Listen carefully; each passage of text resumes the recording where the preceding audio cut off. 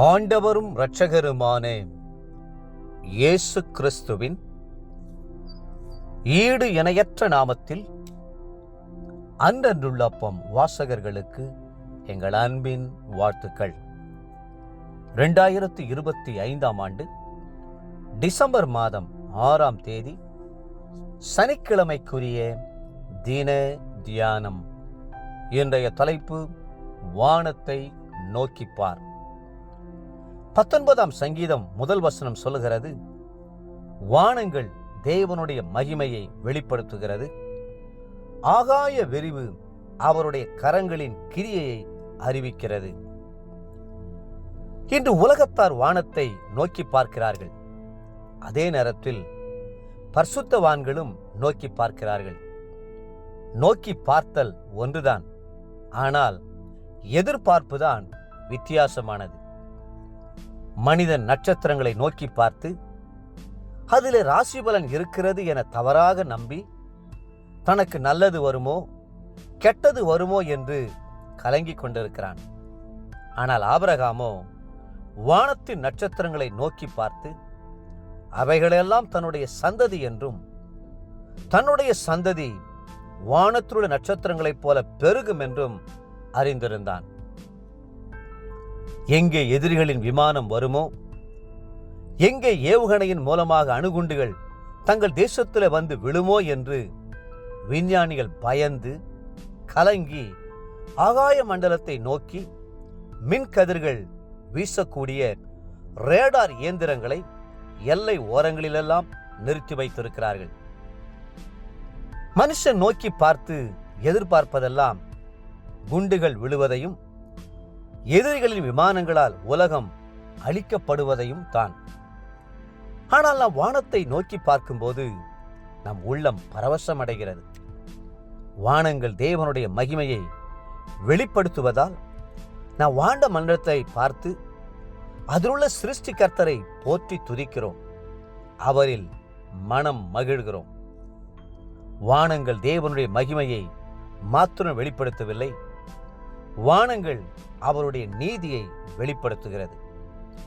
சகல ஜனங்களும் அவருடைய மகிமையை காண்கிறார்கள் என்று வேதத்தில் எழுதப்பட்டிருக்கிறது. 97ஆம் சங்கீதம் 6ஆம் வசனம். அப்போஸ்தலனாகிய பவுல் எழுதுகிறார், ரோமர் 1:20, எப்படி என்றால், காணப்படாதவைகளாகிய அவருடைய நித்திய வல்லமை தேவத்துவம் என்பவைகள் உண்டாக்கப்பட்டிருக்கிறவைகளினாலே உலகம் உண்டானது முதற்கொண்டு தெளிவாய் காணப்படும். ஆதலால் அவர்கள் போக்கு சொல்ல இடமில்லை. உலக மனிதன் சிருஷ்டிப்பிலே தனது அழிவை காண்கிறான். ஆனால் நாமோ சிருஷ்டிப்பிலே நம் சிருஷ்டி கர்த்தரை காண்கிறோம். விஞ்ஞானிகள் தொலைநோக்கின் மூலமாக வானத்தில் உள்ள நட்சத்திரங்களையும் விண்கோள்களையும் மட்டுமே காண்கிறார்கள். ஆனால் நாமோ நம்முடைய விசுவாச கண்களினாலே வான மண்டலங்களுக்கு அப்பால் இருக்கிற கிறிஸ்துவை காண்கிறோம். வருவேன் என்று வாக்குரைத்து சென்ற அருமை இரட்சகரை காண்கிறோம். அன்று வானத்தை அண்ணாந்து பார்த்து கொண்டிருந்த கலிலேய மனுஷரை பார்த்து தேவதூதர்கள், கலிலேயராகிய மனுஷரே, நீங்கள் ஏன் வானத்தை அண்ணாந்து பார்த்து நிற்கிறீர்கள் என்று கேட்டுவிட்டு, உங்களிடத்தினின்று வானத்துக்கு எடுத்துக்கொள்ளப்பட்ட இந்த இயேசுவானவர் எப்படி உங்கள் கண்களுக்கு முன்பாக வானத்துக்கு எழுந்தருளி போனாரோ அப்படியே மறுபடியும் வருவார் என்றார்கள். அப்போஸ்தலர் நடபடிகள் 1:11.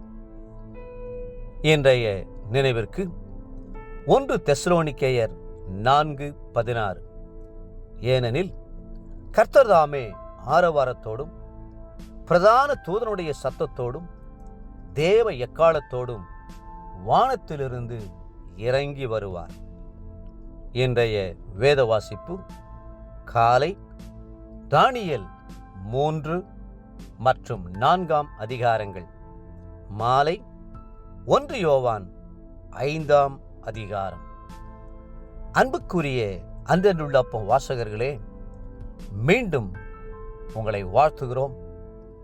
வானத்தை நோக்கி பாருங்கள், கர்த்தருடைய மகிமையை எண்ணி கர்த்தரை துதியுங்கள். கர்த்ததாமே உங்களை ஆசீர்வதித்து மென்மேலும் உயர்த்துவாராக. ஆமென். ஆமென்.